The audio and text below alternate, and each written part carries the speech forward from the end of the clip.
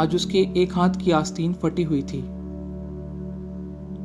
Library से निकला ही था कि कुछ ही दूर पर वही आदमी दिख पड़ा जो कि कुछ भटका सा लगता है। उसके हाथों में कुछ कागज है जो कि एक पन्नी के फाइल के अंदर कैद है। ऊपर के कुछ पन्ने फटे हुए भी दिखते हैं। वो सफेद रंग का कुर्ता और पैजामा पहने हुए है।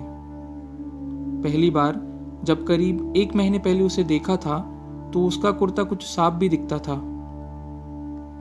उसके बालों में बकायदा कंघी थी। पैरों के जूते काले रंग के थे और चमक रहे थे। अभी कुर्ता धूल से सन कर पीला हो गया है। जूते आगे से फटे हैं। एक पैर में तो उसने आधा ही जूता पहना है। वो रह रहकर रास्ते में रुक जाता है और हवा में इशारे करता हुआ किसी से कुछ पूछता दिखता है।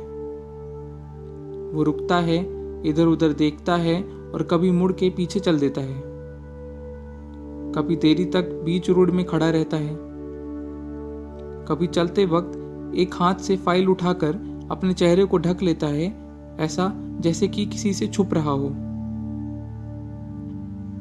किसी को कुछ खबर नहीं कि वो कौन है और कहां से आया हुआ है। कुछ लोगों ने अपने से सुनी सुनाई बातों पे दूसरी तीसरी कहानी बना ली है और कुछ पूछो तो वही दोहराते रहते हैं। कुछ लोग उसके आगे पीछे हंसते रहते हैं और उसका मजाक बनाते हैं। सच में किसी को कुछ फर्क नहीं पड़ता, लेकिन उसे देखकर रूह कांप जाती है। वो इलाके की गलियों में से गुजरता रहता है। ऐसा लगता है कि यहीं घूमते घूमते फंस गया है और निकल नहीं पा रहा हो। कभी दुकानों के बाहर खड़े होकर हाथ उठाता है और तभी आवाज में ऐ करता हुआ कुछ पूछता है। क्या पूछता है पता नहीं। उसके अक्षर साफ सुनाई नहीं पड़ते।